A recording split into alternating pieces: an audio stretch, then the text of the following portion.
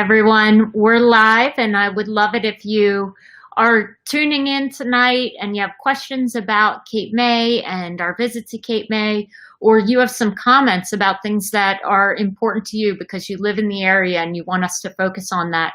I would love to see comments and just really be able to address some of your concerns that are specific to your county.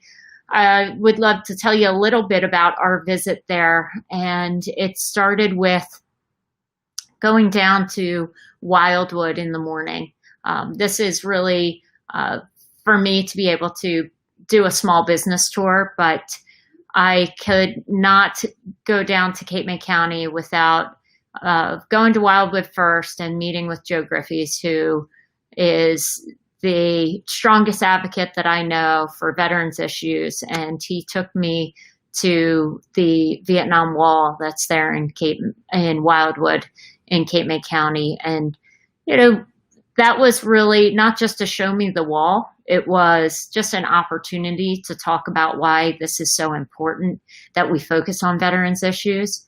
The wall as the backdrop just gives more weight to the issues that he talks about so frequently that are specific also to Cape May, but really what we're thinking about on the national level, including healthcare for our vets and how we're treating men and women who have served when they return, specifically their mental health, which is something that I've focused on, and in regards to suicide prevention as well, because we know that's an issue. And even today, we have another incident in our state, and in this country, it's happening daily. The loss of life when people return home is greater than when we're losing people while they're in active duty. And so I'll come back to that and talk a little bit more about that, but I'll just run you through some of the things that we did while we were in Cape May County. One of the things that was important to me is that we're focusing on small businesses because, of course, during this virus, so many were closed and are trying to rebound. And I think it's going to be important for any representative to really be focused on how we make that possible. How do we help those small businesses through this winter, which for many in a tourist area like Cape May County, they relied on those summer months that got really a late start or had their the number of people they could serve kind of cut back because indoor dining was closed or there were other restrictions. We know many people didn't get to open up until partway into the season. And how can we now extend that season?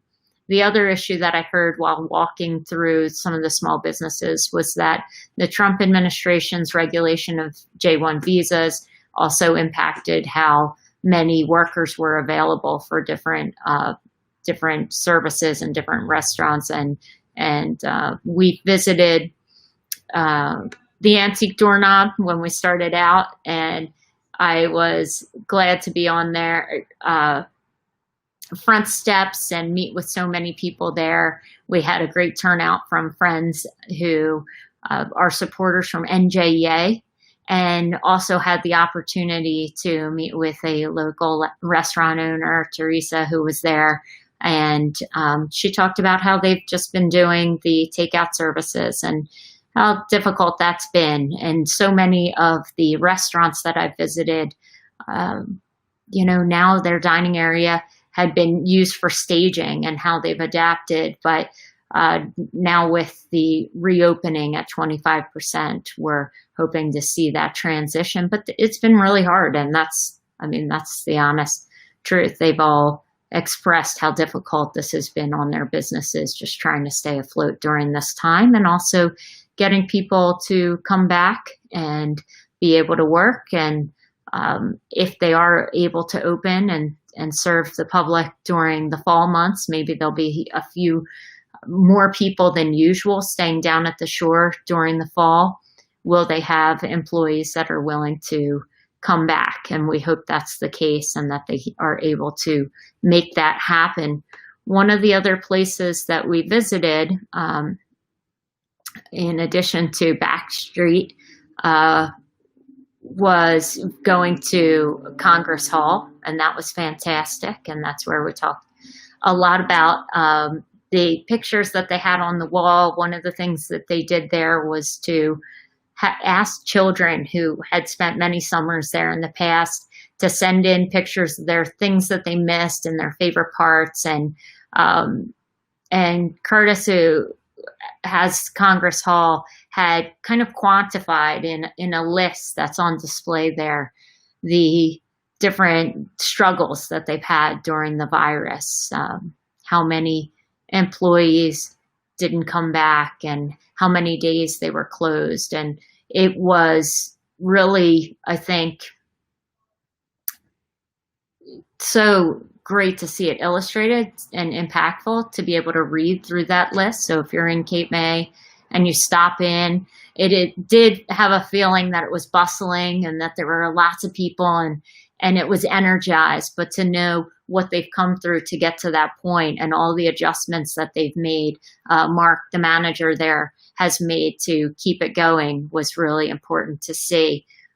We were then moving down the Washington Street Mall and being able to stop in some of the small businesses there, Whale's Tail, Kaleidoscope. We went to Fudge Kitchen, and that was fantastic. My kids at every stop, whether it was at Congress Hall, Fudge Kitchen, or when we ended up going to Dry Dock, somehow managed to get a treat at each place. So this was one of their favorite days of the campaign, was being able to figure out how they could manage one more sugary snack or treat on this path.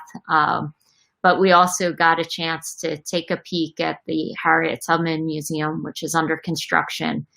And that was great. I mean, what a fantastic job they're doing to make that part of Cape May's experience and to highlight that rich history here in this part of New Jersey and how it goes through New Jersey. That I think a lot of people didn't know that, but they've got some traveling pieces that are going to be part of the museum that will, some things that will live there permanently, other displays that are going to be there temporarily. But when you go into the building, it's fantastic. And the nice wide plank old floors give you that sense of history, and really, I think, will resonate with anybody that visits once it's opened sometime at the end of September. And it's close by. It's near everything and able to have, I think, a lot of traffic once they're open. We went to the Chalfont and talked to the family there. And we were also, today, the kids were at the Cape May Zoo. So some of the other things that which they go to a lot, that's not really part of my tour, because it's actually just a great thing that they love to do. And we always head down to the zoo whenever, we're getting antsy or rammy around here, because it's not only the zoo, but you've got the playground and all of the fun things there that you could spend the full day. One of the things that I'm looking forward to doing, didn't do it on Saturday, but would like to, is make sure that we're able to visit with the Coast Guard facilities there in Cape May, because it's so essential. So we're going to be back down. I'll be down to visit with Coast Guard and also with some of the fisheries, and talking, because the fishing industry is so key to Cape May, being the biggest in the state, and making sure that we're hearing from those people working in the fishing industry, which is important to all of our restaurants and businesses as well. And I also would like to be able to come back and do some other parts of the area. One of the places that we stopped just yesterday, I was in Wildwood also, was able to go visit with Cape Assist. And that was a fantastic visit, because I think, that's a big focus of mine. Many of you know that I do care a lot about mental health, and these services range everything from veterans' mental health to what we need for the whole family. So we know that it's going to be, whether we're talking about prevention and early intervention for youth, it might be kids who are living in a household that has generational trauma. It might be a veteran's family who's struggling to help not only provide support for him or her, but also because their lives have been impacted. And the CAPE Assist program there was able to talk us through some of what they're doing, things like Recovery High School, that resonates with me, being the spouse of someone in recovery, knowing that that's even an option, that that's something that we can offer to young people who are committed to a life of recovery is fantastic. And I liked hearing about that. Also got to visit with Brendan Sciarra from the Mud Hen, who's running, and Sciarra and Casey, and that was fun because I'm hoping that not only will it be a Biden-Harris win, but all the way down the ticket. And I'm so excited for them and their efforts. And, he's a small business owner and really understands the struggles of everyone in that area. It's a vital part of making Cape May County strong, is making sure that we're listening to the voices of small business owners. And no better person than Brendan to tap into that. I'm going to take a look at some of the questions that we have here and make sure that we're talking a little bit about that. But I also wanted to mention that I've had an opportunity to visit Woodbine and meet with, some business owners there who have a small farmers market that they set up, as well as a family farm. And that was fantastic. I also have been able to see kind of the need as well. The SOAR Church there that's doing food drives and was an important part of providing services to the community. And being able to walk around and just meet with folks who benefited from being able to have that extra stimulus that's no longer available and how their families are getting through it now. So I'm going to take a minute and just read through some of the comments and hopefully answer a few of these questions. Debbie asks about helping small businesses who are struggling. One of the things that I support is the Restaurants Act, and having met with so many restaurants, we know that they're opening at 25%, but that's still very challenging for many restaurants, especially as the weather's going to change. So I'm keenly aware of that. And that, as the weather gets colder, the outdoor dining, which for some restaurants wasn't feasible at all. It wasn't a solution for some. Others were able to adapt. We saw in Wildwood where they even closed some pass-through streets so that they could allow for outdoor dining. And I think that was really creative and helpful, but we need solutions. We need to be able to make sure that they can get through this in a sustainable way. And the Restaurants Act for small, independently owned restaurants will be an important piece of that.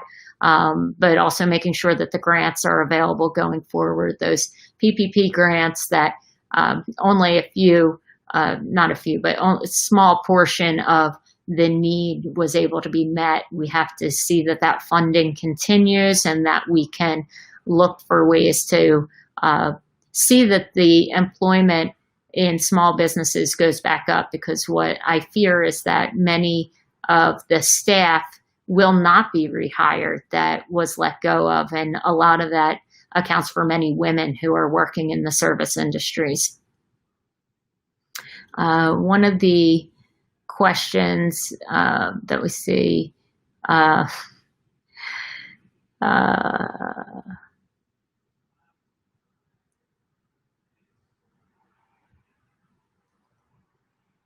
about the Harriet Tubman Museum. That's fantastic. And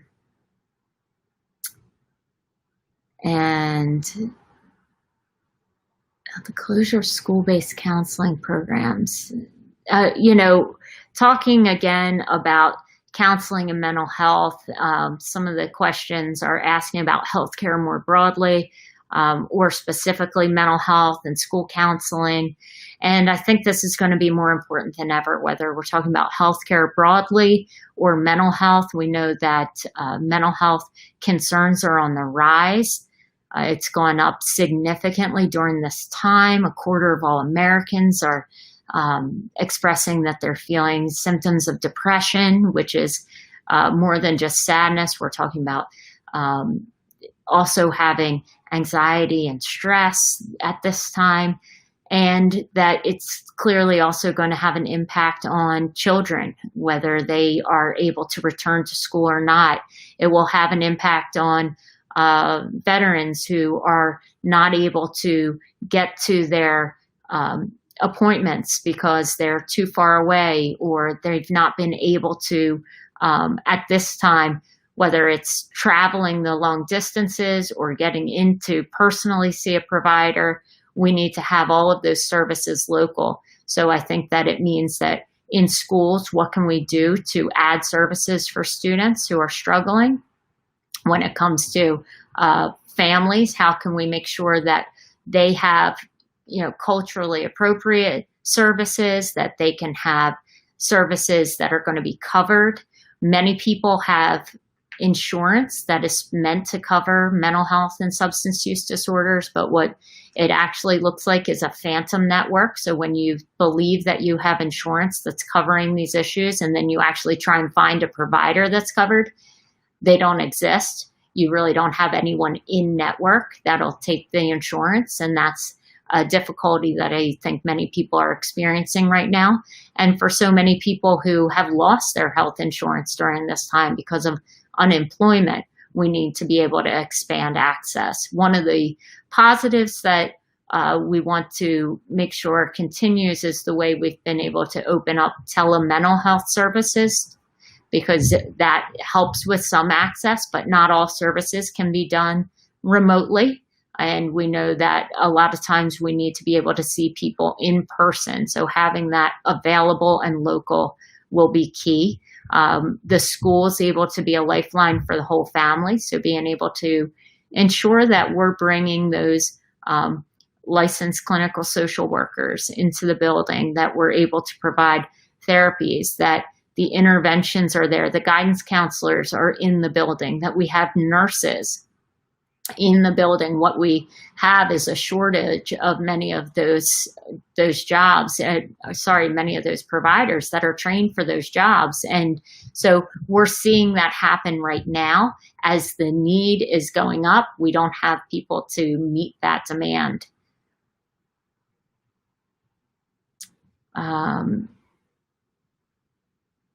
Some of the other things that I'm seeing, signs. If you're looking for a sign, you can sign up on my website. We would love to do that. We got new signs delivered this week, and you can sign up and we can deliver a sign to you.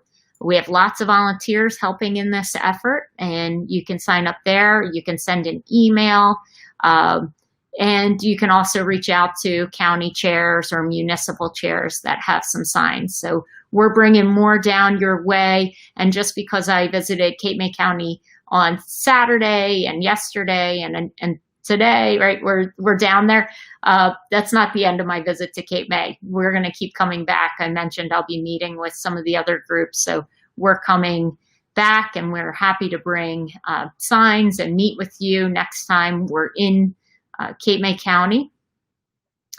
One of the questions asked, why did I decide to run, and what was the deciding factor? And she's like, we're glad you did. Thank you. Thanks, Chrissy. I didn't plan to run for office. I'm a school teacher. My parents were teachers, and raising my kids, it really was seeing the party switch on TV. I think it, for a lot of people, it really struck a sour note with a lot of people. For me, it felt like it compelled me to want to get into the race and say that I think that we are headed in the wrong direction right now as a country, and I have a lot of concerns personally about our area, and that we've struggled for a long time and haven't had kind of strong leadership down in South Jersey that's willing to put the community first. I think that we've seen a lot of corruption, a lot of challenges, and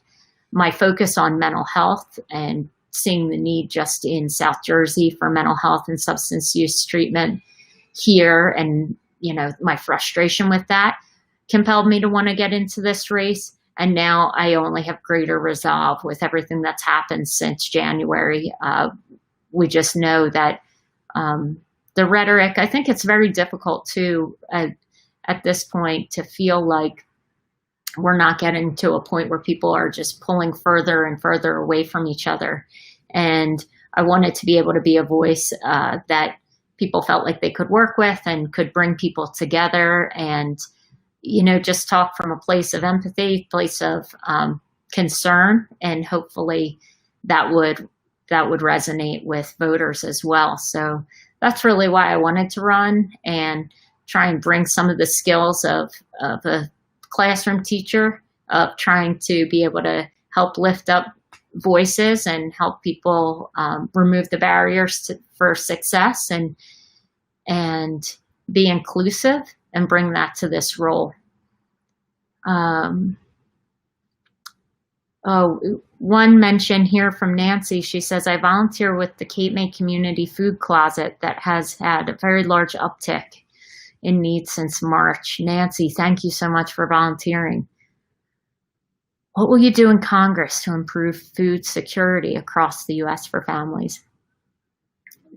This is, I think, Nancy, if you're at all like me, I think it's been unbelievable to watch, especially during this time when we know so many farmers are struggling, that there's also food insecurity. It just doesn't make sense. It doesn't make sense that families, when we have so much waste in one area, when we know we want to support farming and local agriculture here in New Jersey, that there's still food insecurity. And so being able to merge that, I think, would be really key for South Jersey, being someone that would be representing an area with such a rich agricultural history, and to match that locally with the need that we're seeing in our area and support that would be really, actually, it would be very gratifying. It would be exciting. And I think it would not only benefit our economy, but to know that people had healthy options that come locally would be fantastic, because it's going to be even more of a challenge with schools, operating remotely. We know how many families rely on schools to provide that healthy meal for the day. And I've been to many of these different food distributions. I mentioned SOAR in Cape May County, but it was last week that I was in Hamilton for a food distribution. I've been to Unite Here's food distribution at Bader Field. I was in Atlantic City for some others, and the need is overwhelming. Still lines around the street. Unite Here served 2,200 families, and they have another one coming up this week. And that says that we are at a point of crisis. So again, thank you for your work, and it's something that I do want to see the need met locally. I want to just get through a few others, and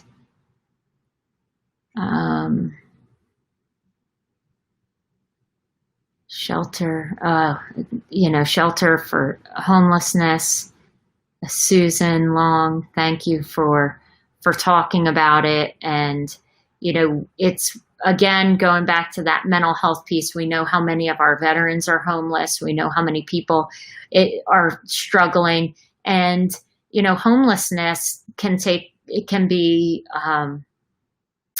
something that it just leads to so many other negative outcomes, because it's difficult to get back into a job market when you don't have stable housing. All of these things are intertwined. So it's hard to stay in recovery when you don't have that stability. So making affordable housing an important piece of any approach to have a healthier community, I think will be key. Homelessness in Cape May County, in a place where we have so many people coming in for tourism, where we have, beautiful homes, that we also have people who are struggling and living in tents or living in the woods, is unacceptable. So we need to make sure that when we are talking about recovery and mental health, that we're factoring in stable housing, that when we're talking about unemployment, because it isn't always a mental health issue. We know housing instability can come from a whole lot of different reasons, especially right now when rents are due and we haven't seen a re-up of any kind of stimulus that's going to help people at this moment of crisis when they're going to lose housing, they can't afford their rent. And we have to look at all of those pieces and make sure that the stigma that goes with homelessness is also addressed, because it's not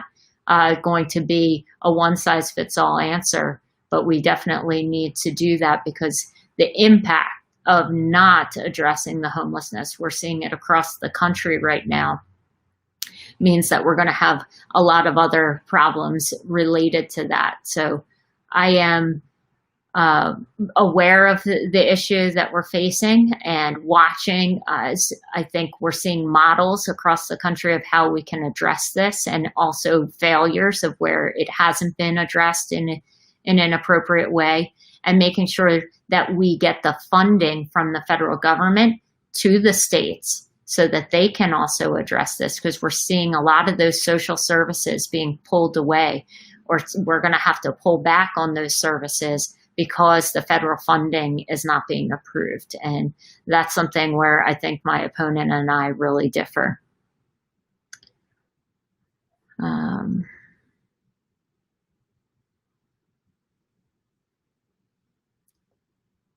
Worst hospitals in America.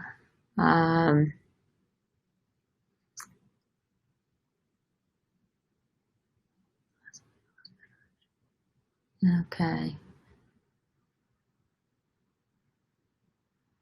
I think a lot of the questions are around mental health tonight, but I want to make sure that we are covering kind of the full gamut. And one of the other issues that Joe Griffiths has talked to me about, he looks at everything through the lens of veterans, but it's really an issue for all of Cape May County is the infrastructure, and whether or not we are talking about that. There aren't really a lot of questions about infrastructure here tonight, but I know it's something that leads into how we're going to rebuild our economy. And when we have roads, 55, 47, that are either our vets are traveling, our tourists are traveling, that are in need of desperate repair, when we have bridges that are in need of desperate repair, that we are looking at, whether it's Biden's plan to build back better, how we can do it in a way that provides good union jobs, in a way that's going to be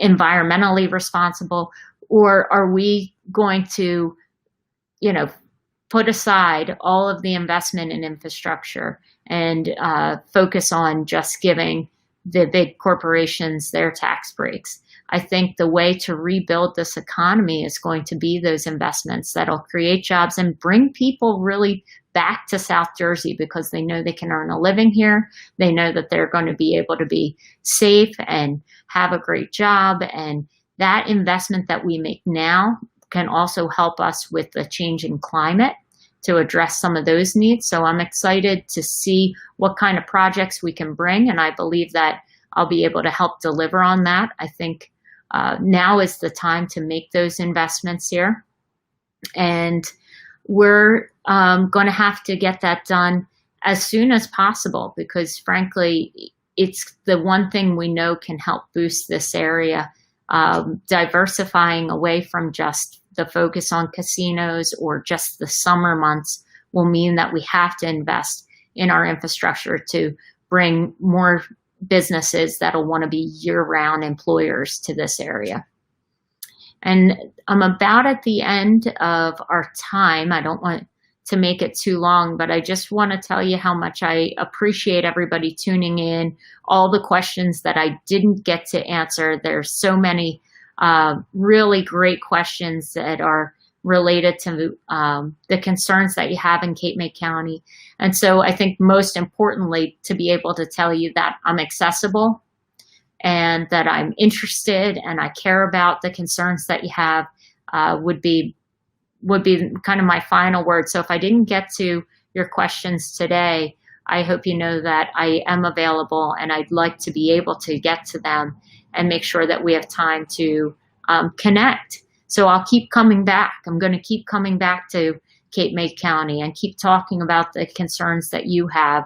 And when I'm able to be on Zoom or in another forum, I hope you'll join us again. You can submit questions that you have at info@amykennedyforcongress.com. And also my policies are listed on the website. So if there's questions that I didn't get to tonight, take a look at amykennedyforcongress.com, where we have all the policies listed. We also are excited if there's anyone that's interested in volunteering for the campaign. I hope you'll reach out. We're doing phone banking. We're also doing postcards. And so if the phone banking's not your thing, we can find a way to help out, and we'll be grateful for it. So thanks so much for joining on tonight, and take care.